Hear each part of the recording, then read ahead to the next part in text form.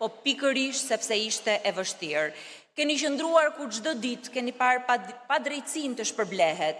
Keni qëndruar kur ndershmëria ishte e shihej edhe sidopsi. Keni qëndruar kur të rinjt largoheshin, e sytë e prindërve të tyre fatkeqësisht mbeteshin të ngulur në bashllëkun që ata u linin. Ju nuk jeni thjesht antar partia, ju jeni dëshmi e gjallë se dinjiteti nuk shitet dhe bindja nuk vdes kurrë. E për këtë falemderit për çdo demokrat që sot mbas 14 vitesh vështira vazhdon të ketë akoma zgjedhje Partinë Demokratike.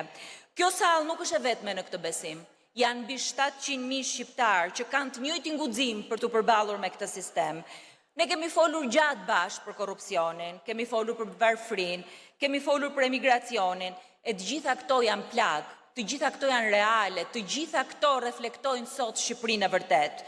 Por plaga e vërtet, plaga që sot ka krijuar problemin më të madh në Shqipëri është humbja e besimit. Shumë shqiptarë sot nuk e besojnë që puna e ndershme shpërblehet, nuk e besojnë se mund të ecësh përpara pa njohur njeriu e duhur, nuk e besojnë se shteti punon për ta. Dhe kur nuk beson, sigurisht që ose largohesh ose rri aty e nuk flet. E kjo është betejë jonë e vërtet, jo me kundërshtarin politik, sepse kundërshtari politik sot përfaqëson një model i cili ka degraduar, por betejë më e madhe është me dëshpërimin. Çdo ditë ne shohim se si ky shtet funksionon. Ne shohim se cilat janë mekanizmat e tij. Si përmarrësi i ndershëm fatkeqësisht paguan taksën e korrupsionit për të mbijetuar, ndërkohë që shërbëtori i sistemit merr tenderin. Familjet bëjnë llogari çdo mbrëmje se çfarë lën pa paguar, ndërkohë që pakica e lidhur me pushtetin merr para publike, përfiton ligje e merr favore. I riu me diplomë emigron, ndërkohë që pa merit, me lidhje politike një tjetër promovohet. Kjo është mënyra fatkeqësisht se si sot Shqipëria është ndërtuar, se si ky sistem po vret shpresën, po nga ana tjetër po shkatron edhe të ardhmen e Shqipërisë. E unë nuk mund të besoj që të gjithë janë barabartë, jo.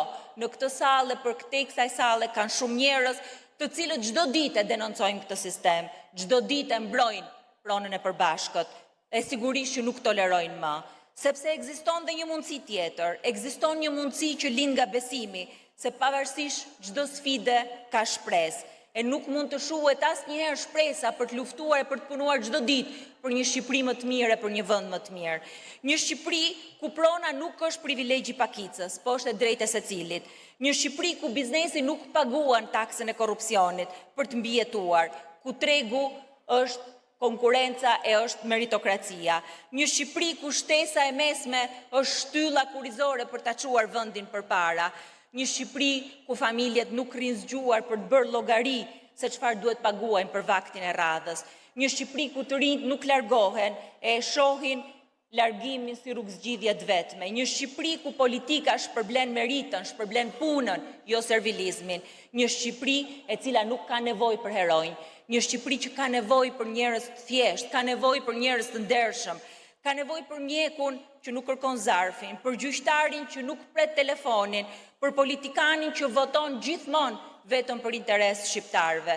Shqipëria ndërtohet pikërisht nga këta njerëz.